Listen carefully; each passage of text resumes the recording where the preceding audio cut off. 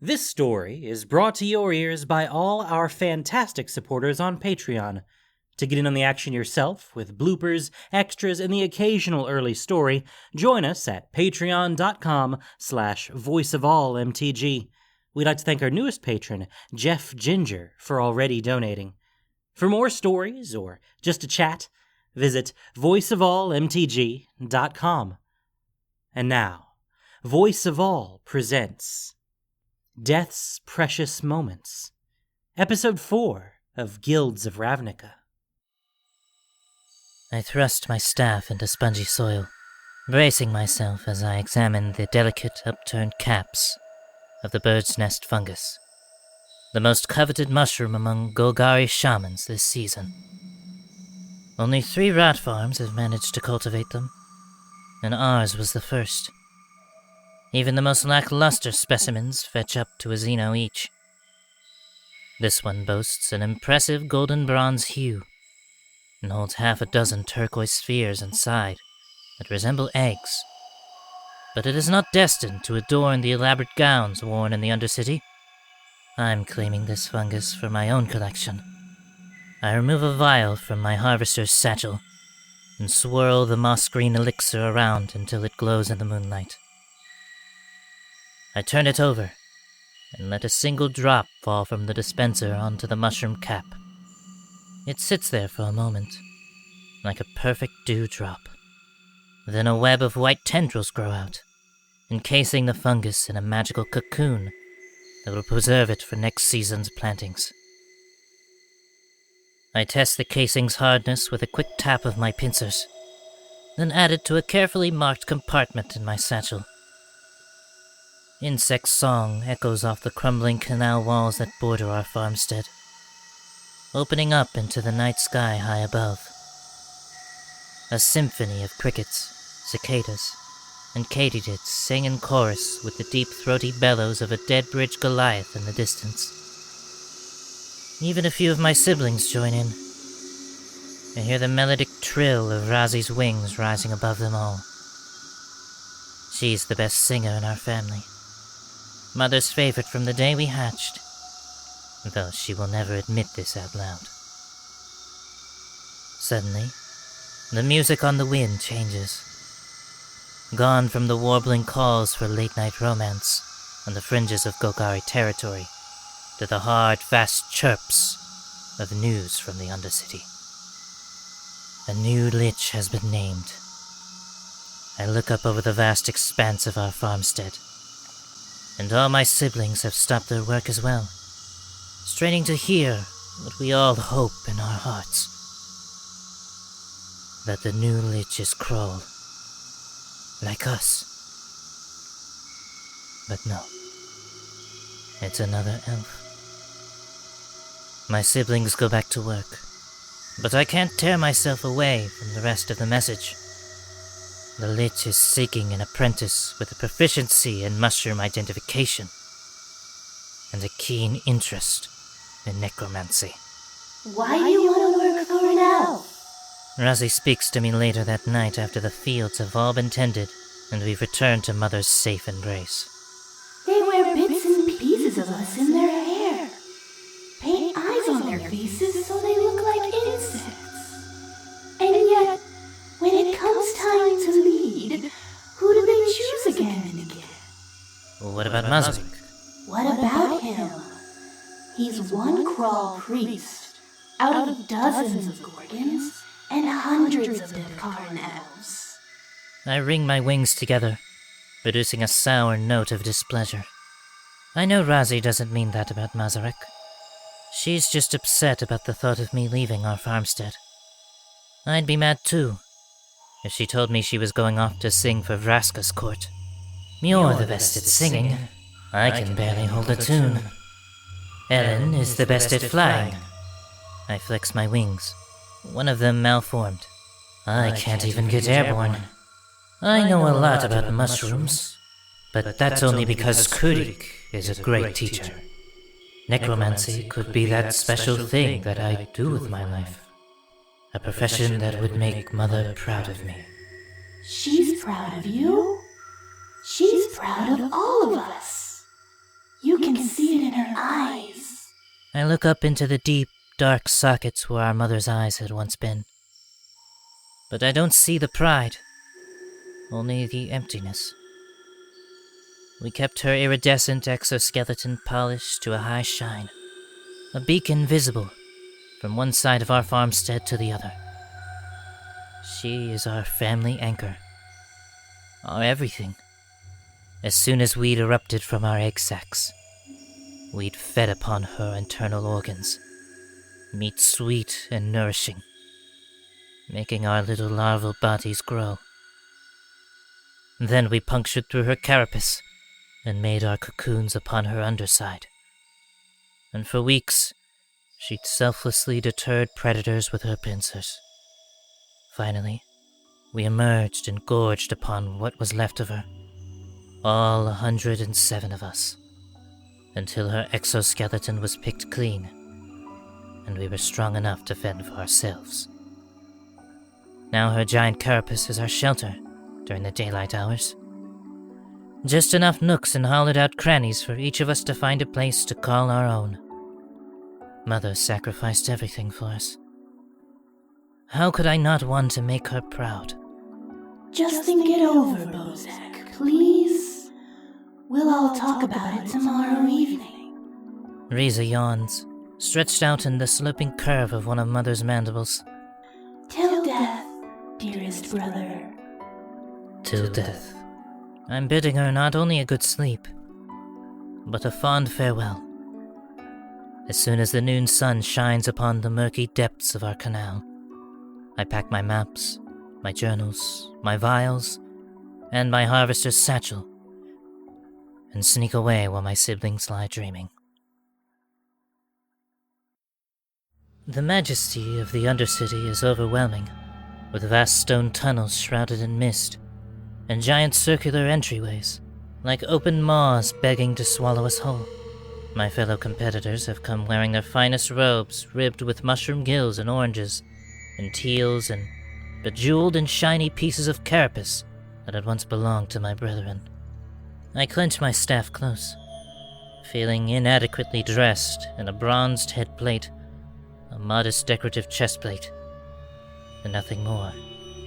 The lich appraises each of us, a deathly pall spread across his skin. His eyes have gone milky, including the mudmark enchantments on his forehead. His gown is a work of art, throwing back webbing from 31 different species of fungus, worked into a mosaic pattern that complements his slender, nearly skeletal frame. There are 26 of us brave or foolish enough to attempt to identify and retrieve 4 of the most dangerous mushrooms in all of Ravnica. I stand tall, keep my antenna erect, all my knees locked, ready to be the first one back with all 4 specimens. I packed extra elixirs to seal them in, since exposure to some of the spores can lead to paralysis, asphyxiation, death, or worse. Only one of you will be deemed skillful enough to serve as my apprentice. You must be thorough, cunning, and quick. If you should perish, take comfort that your body will give life to generations of decomposers, whose spawn will rot the bodies of the Undercity for millennia to come. Then he drops a kerchief woven from the finest spider silk to signal the start of the competition. This is my first time away from the farmstead, and I'm unfamiliar with the layout of the Undercity, but the Lich has graciously provided us with a map. Most of the other competitors hustle off, but a moment spent surveying the lay of the land will save 2 moments lost in the swamps. As I plot my course, an elf's shoulder checks me as he passes, causing the brittle parchment to split in 2. Which way are you going? I strum a kraul cuss on my wings. He glances back at me, barely able to see over the bulk of the mushroom-capped shoulder pads adorning his gaudy blue robes. His mouth is obscured from view, but from the smirk his mudmarks are projecting, I'm sure he bumped me on purpose. Never mind. Locating the zombie fungus is easy. It's deadly, yes, but not exactly uncommon. They prefer to grow under the shade of mangroves, and the map says there's one not far from here. I sprint through brackish waters, ducking under vines, trailing toward the rear of the pack. We exit through a concrete portcullis and into an open marsh. The mangrove. It's haunting to say the least. Thick, knobby trunks are upheld by stilted roots, twisted canopies that look more like green locks than leaves. Most of the competitors are already scoring the tree's roots, the perfect spot for zombie fungus to grow. I run to join them before the specimens are picked clean, then notice something is off. The moss on the trees, it's on the wrong side. And those roots, I think I saw one of them twitch. Woodwraiths! My scream draws the attention of the Gorgon running past me. We both stop, turn, and start running in the opposite direction, warning off the 2 elves and another kraul coming up behind us. We hear the creaking of old branches and suck of roots pulling up from waterlogged soil. Then screaming. Lots and lots of screaming. Then quiet. The 5 of us don't stop running until we're on the other side of the marsh, and through several tunnels too narrow to accommodate a woodwraith's girth. Finally, we settle, winded and terrified. Well, we definitely can't trust the map. Her hair is riled up, but I risk a glance in her direction, just to see who I'm dealing with. She's young, skin a deep olive green, eyes wise like someone 3 times her age. I can't believe the lich would set us up like that. Devkran elves are jerks like that. The 2 elves with us balk, probably unused to finding themselves outnumbered.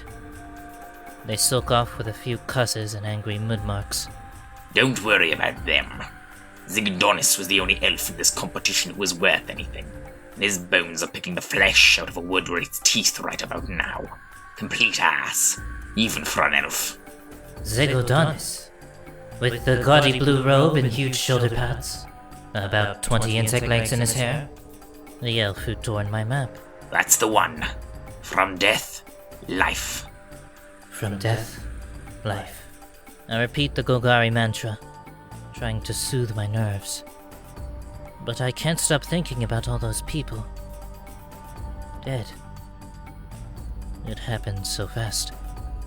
If I hadn't taken that moment to look the map over, my bones would be at the bottom of that bog too.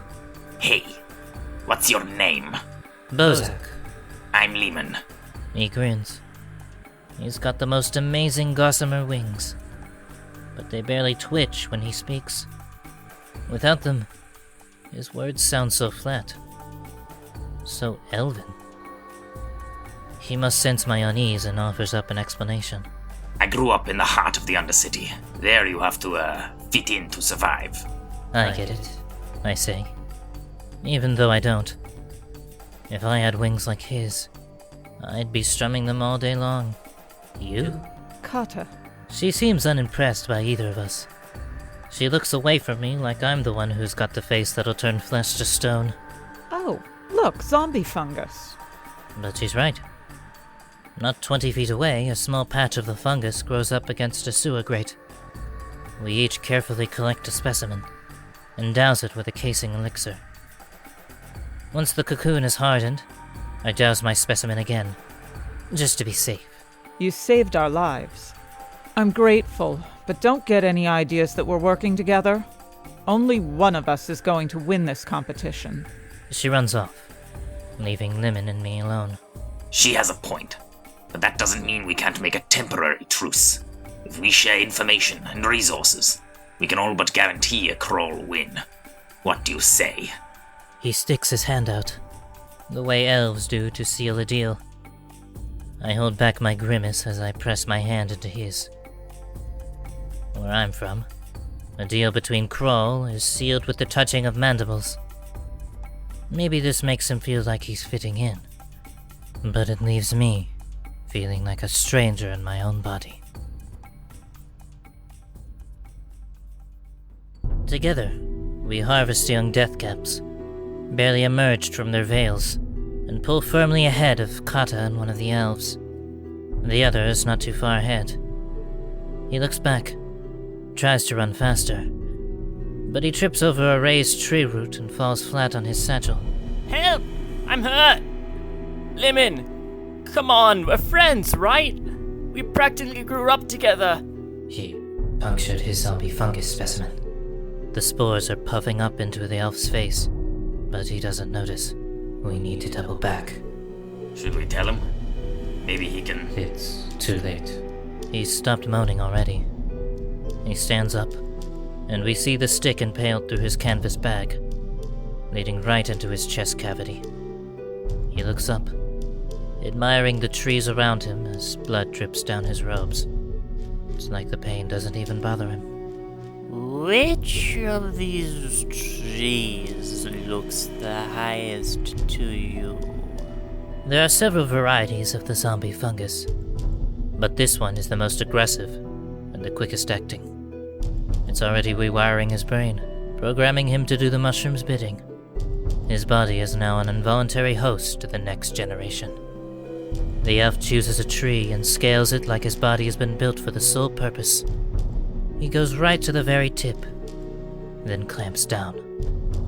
A few hours from now, mushrooms will erupt from his eyes, nostrils, ears, feeding slowly upon his body tissue until they're ready to rain down spores upon the marshlands. I don't feel sorry for him. It's the way of life. Not much different than how my siblings and I came to our mother.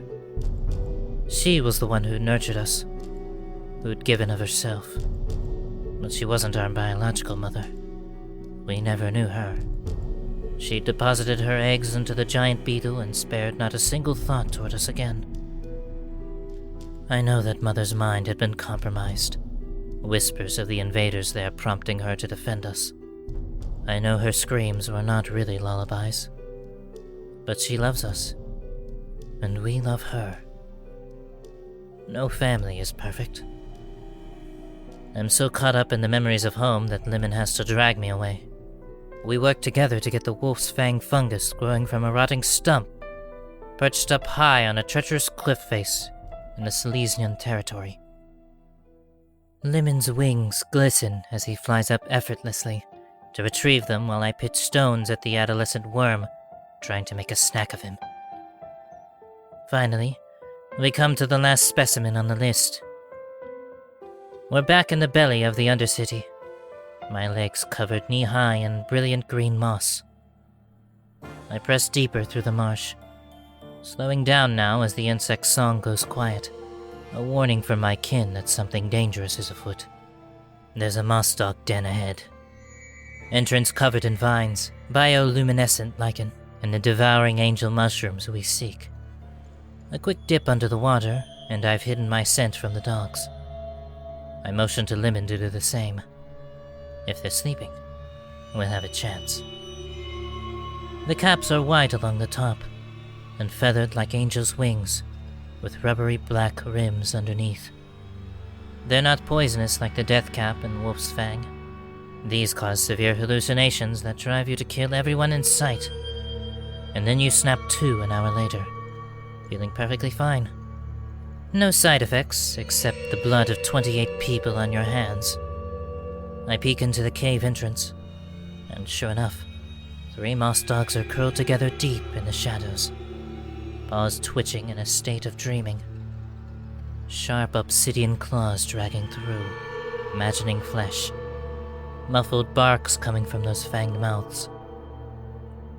Carefully, quietly, I reach up to snag the devouring angels. Psst! Bozak! Are you sure that's not griffin paw fungus? One of the moss dog's tentacles shifts, and I instantly stop what I'm doing. I hold my breath until the tentacle settles. Limin's buzzing overhead, right outside the cave, gossamer wings glistening. But all I can think about is how he's spreading his scent around. At any second, the moss dogs are going to notice, I'm sure. Griffin's paw looks so similar to Devouring Angel that even some seasoned spore druids have trouble telling them apart. but my brother had taught me to spot the slight difference in the shape of their caps. I collect the devouring angel mushrooms and carefully wrap them. I tuck my sample into the satchel and hand Limin his. Limin lands in the marsh, right next to me, and I push past him, but he shuffles into my way. What's the matter, Bozak? Afraid you can't outrun a little moss dog? He squints into the cave. Oh, come on. They're nearly pups. Easy to say for someone like you. Someone who can fly, I mean. Now, if you'll excuse me, we're on our own from here on out. I hear more footsteps on the way. I look up to see a silhouette with hair waving like a nest of snakes. Kata's caught up with us. Gorgons are stiff competition. Literally. And I don't intend to catch a case of petrification. Till death and beyond. Limin stashes his mushroom, and then tosses a rock into the moss dog den, and it lands in the middle of one dog's forehead, and all those glassy black eyes become alert. Its head lifts. Muzzle draws back into a growl. Then the other two dogs are awake and growling right behind it. What did you do, Limin? He's already flying away. The moss dogs stare down at me, timidly stepping forth. I turn and take off sprinting, and that's all the invitation they need to give chase. Moss dogs. Then we're both running, shoulder to shoulder, and the moss dogs are gaining on us. I can petrify them. If you can buy me a few seconds to cast the spell. I thought you didn't want to work together. Bozak, are you seriously going to be that petty while moss dogs are trying to eat us alive? Fine, I'll distract them. Give me half a minute, then loop them back around my way. I nod, then flutter my wings in an irresistible hum, and the dogs give chase. I veer around a copse of vine, then circle back around to Kata, all the tendrils on her head aggravated and waving. She releases her spell, and two of the moss dogs slow down, then freeze, mouths caught open in vicious growls. Flesh turns to stone, an inch at a time, but there's no time to gawk. I've got one more dog headed my way, and Kata's trying to cast again, but nothing's happening. Suddenly, the dog is upon her. I can't lie. My first instinct is to leave her there and go after victory. But what would Mother think of that? I rip my wings together, putting together a beautiful song. Insects flock to me, and a swarm of silver-backed locusts. I sick them on the moss dog, who stops tearing at Kata and starts trying to gnash away at the bugs. Go! Get away! But she's got another idea. Her hair is flaring again. No! But it's too late. The third moss dog turns into a statue, and with it, nearly 100 locusts. They fall to the ground like pebbles. What? They're just bugs. I get ready to tell her that they're more than bugs. They're my kin. But then I notice her hair is still agitated. I'm just about to her as well. Only one can win, Bozak, and it's going to be me. She fixes me with her stare. Her pupils dilate until her eyes are entirely black. Then light starts glowing around the edges. I stand there a moment, frozen from shock, from the ache of broken trust. But then my staff pulses in my hand.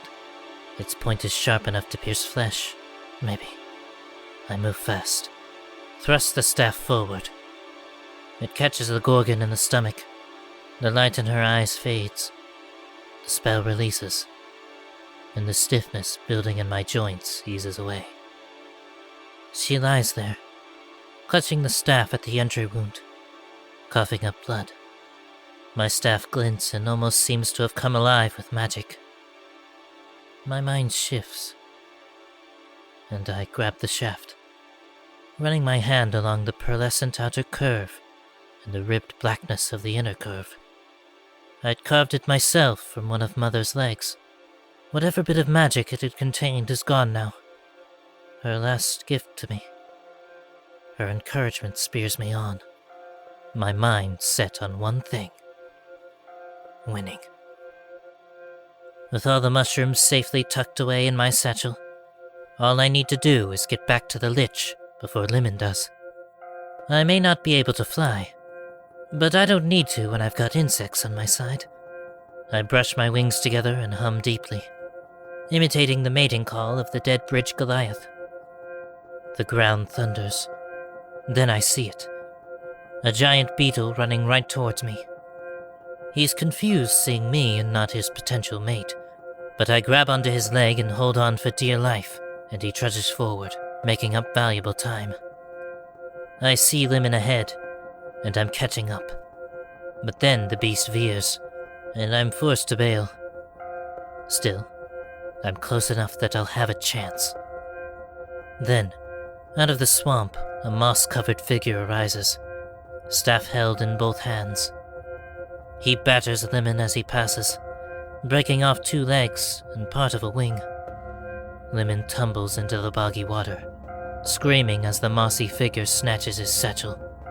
The assailant then looks up at me, elven ears and mud marks showing through the green grit upon his skin. Half his face is covered in splinters, and his gaudy blue robe is shredded to pieces. Zegodonis. He'd somehow survived the wood-wraith attack. We race.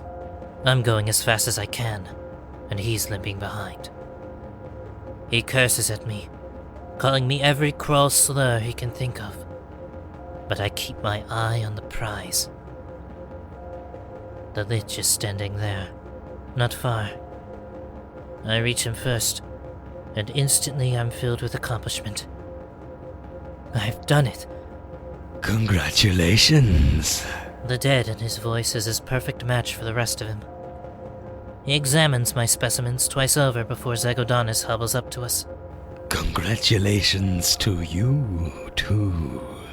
He takes Zegodonis' bag, glances inside. Both of you have met the challenge, and both of you shall serve under me. The lich's eyes brighten when he looks at Zegodonis, something I would have thought impossible from the look he'd given me. There was supposed to be one winner, but I don't dare confront them about it. Instead, I choose to savor this moment and focus on becoming the best necromancer I can be.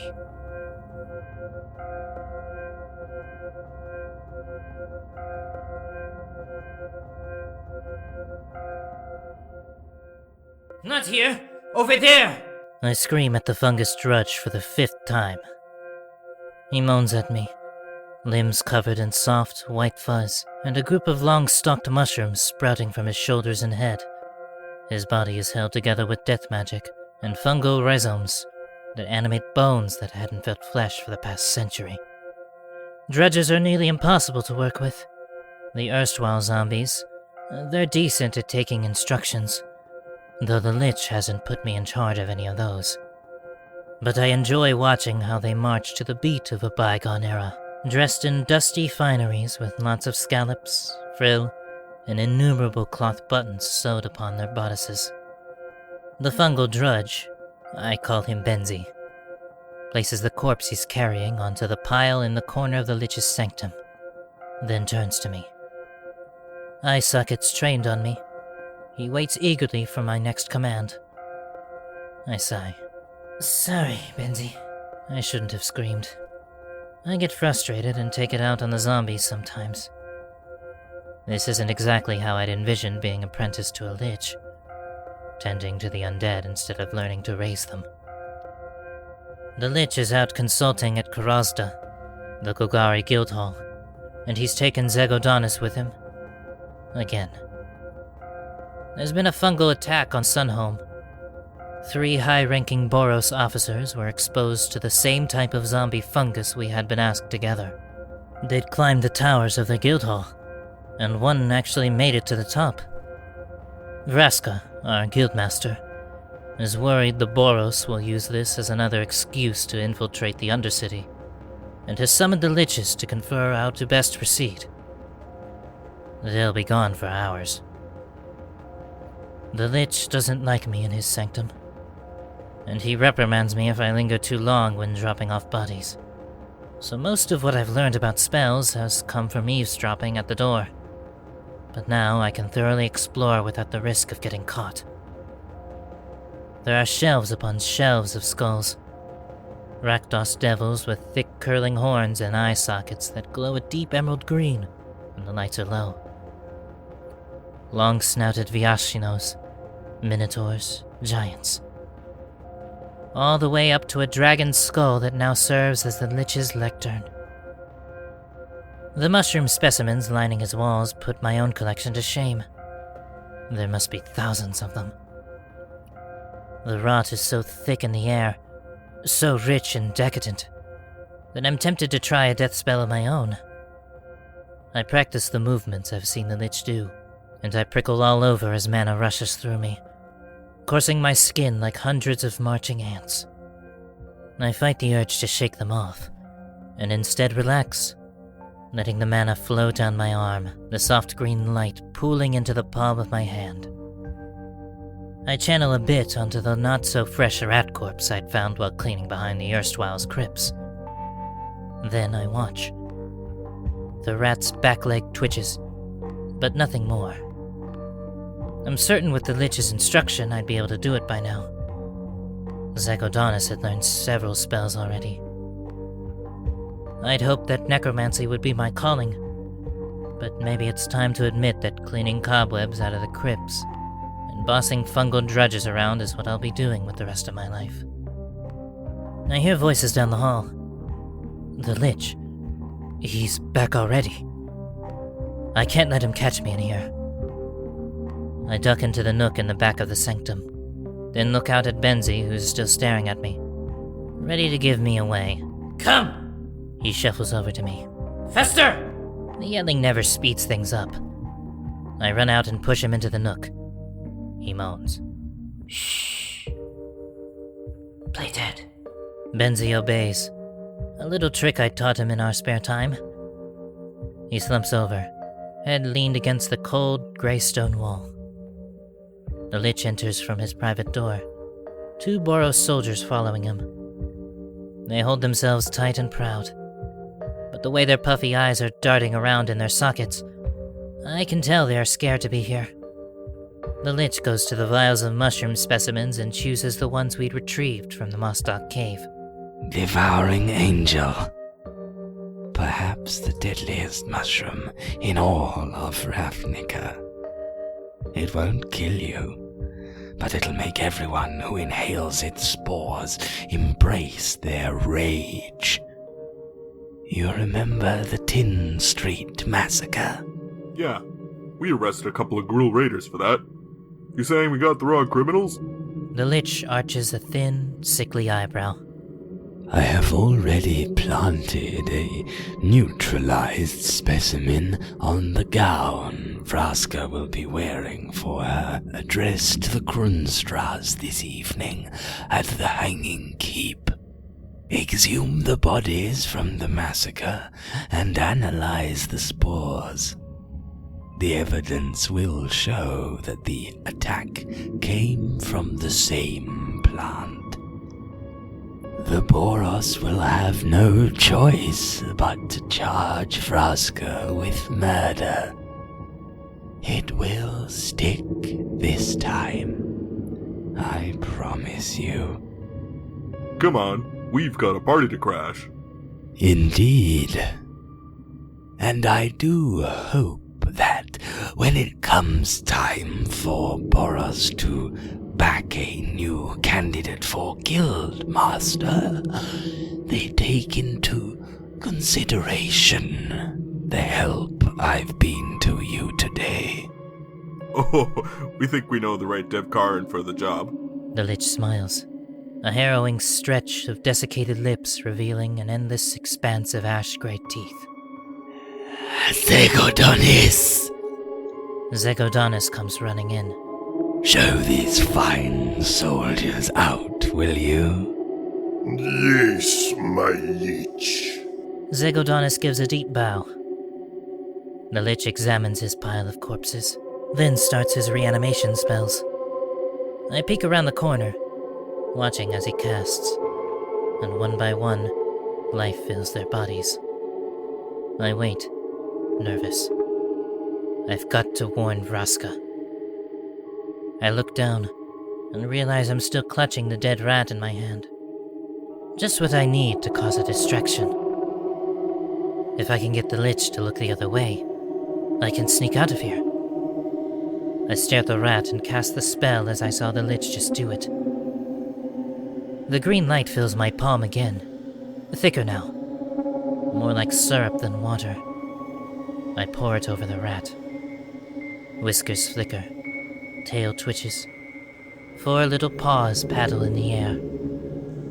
I pull the boar's tail mushroom sample from my satchel, cheesy and soft. I feed it to the rat. It nibbles, stuffing its mouth. Pieces of chewed mushroom tumble out of the hole worn through its abdomen, but it doesn't seem to notice. I carefully toss a couple mushroom chunks at the lich's feet, then put the rat on the floor. It skitters across the tile, eats both pieces, then takes a chomp at the lich's ankle. He enrages. His flailing arm knocks a spellbook off his lectern. Old parchment goes flying everywhere. In the chaos, I stick to the shadows and slip out the door. Then, I'm running as fast as I can to the Hanging Keep.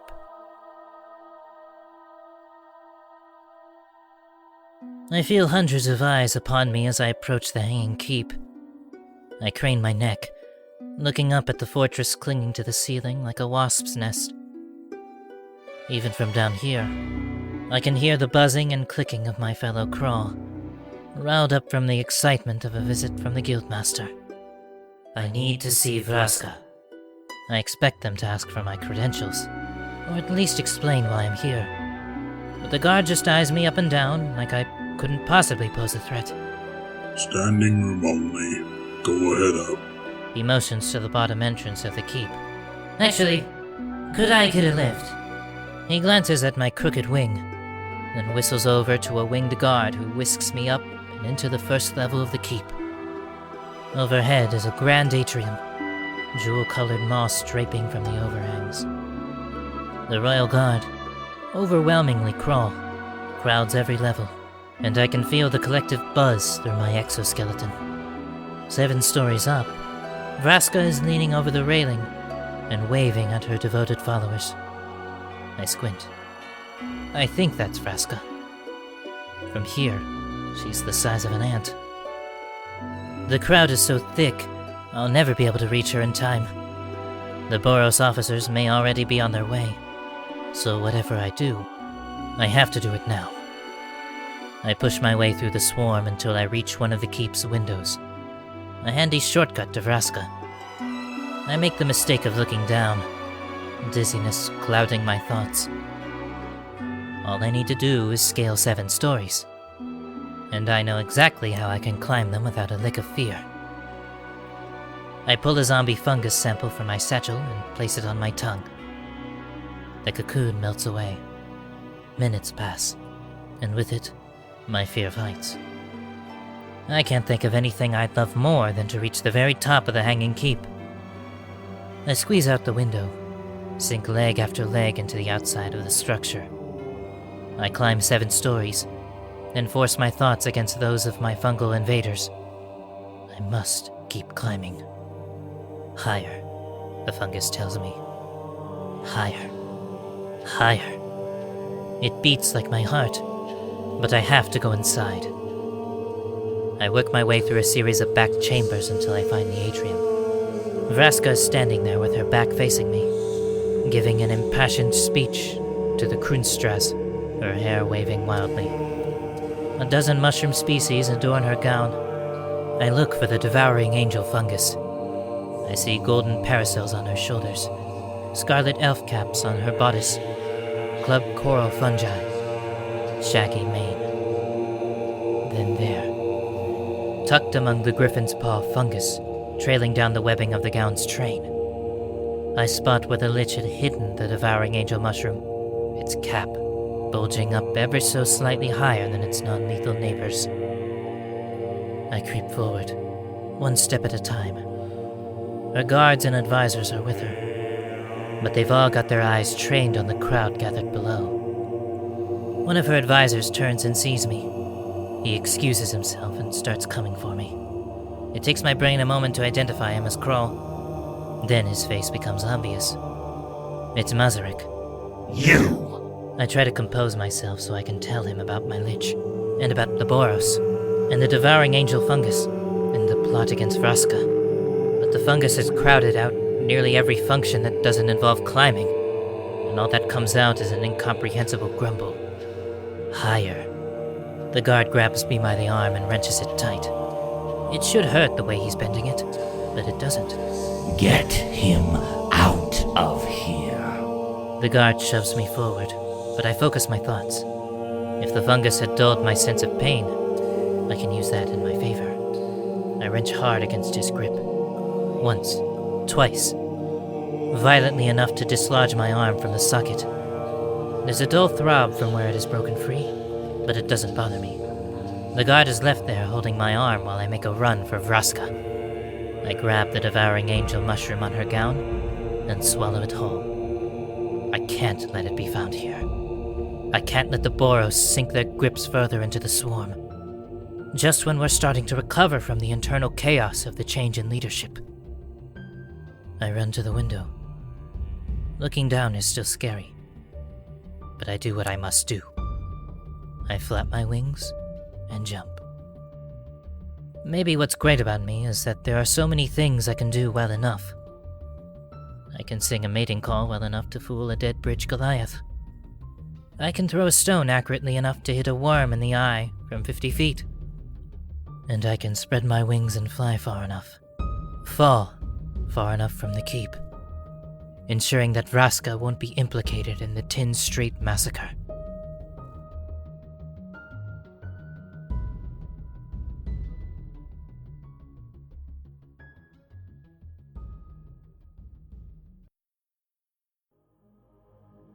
I twitch in the shallow water of an undercity marsh.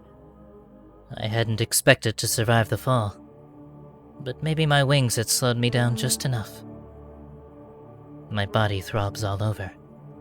Not quite pain, but an uncomfortable pressure, like I've been holding my breath too long. The urge to climb is gone. I thought maybe I'd been raging from the devouring angel fungus by now. But perhaps the lich really did neutralize it completely. I should go somewhere far away from people, just to be safe. I try to sit up, but two of my legs are broken, and there's a crack in my carapace running end to end. Something else is wrong with me.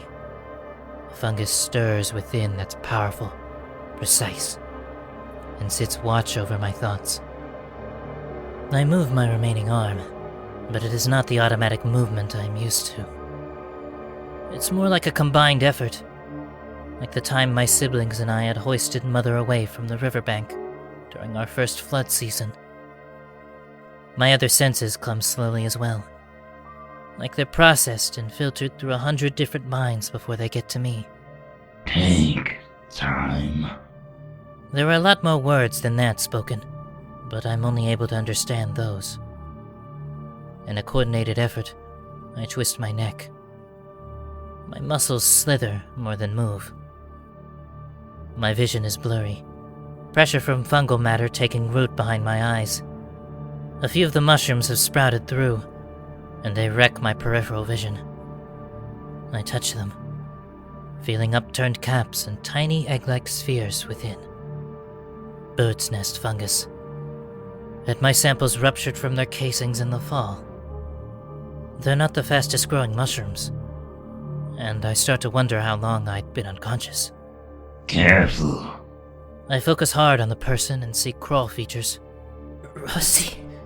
I call out my sister's name, but my voice is rasp, and when I try to strum my wings, I couldn't feel either of them.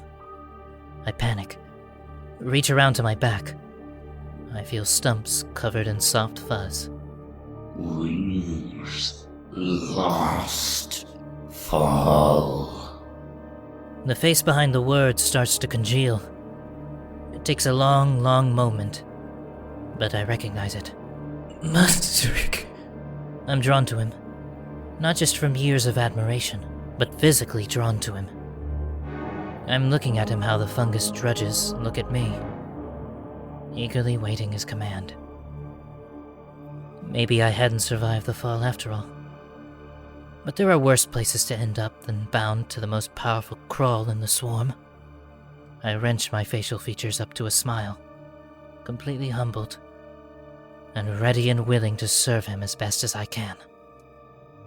That moment it takes for everything to sink in. That's the moment of death. Not when you take your last breath, or your heart beats its last beat. It's the moment when you realize you've got your whole death in front of you, and the possibilities are endless.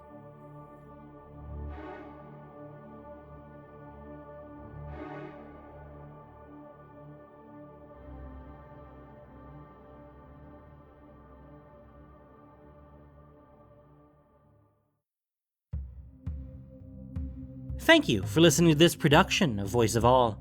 As listener-supported entertainment, we rely on you not just for the voices of the characters, but also to keep us going and growing. If you enjoyed what you heard, please support us by rating and reviewing us on iTunes, or following us on SoundCloud, Stitcher, and Google Podcasts, or just plain sharing with your friends. You can also support us financially on Patreon for exclusive perks. Death's Precious Moments was written by Nikki Drayden. The podcast was produced and edited by Gindo Keshi, with sound editing by Grace Noir. This week's story featured the voice talents of Ryan Pratt, Emily Doms, Kieran Sword, Sharon Grunwald, Craig Hanan, Abzan Ascendancy, Joe Loaf, Rhythm Bastard, Facetious Fanboy, and R3R4LJ. Voice of All is unofficial fan content, permitted under the Wizards of the Coast fan content policy. Magic the Gathering is copyright Wizards of the Coast. Thanks so much for listening. Y'all have a great day.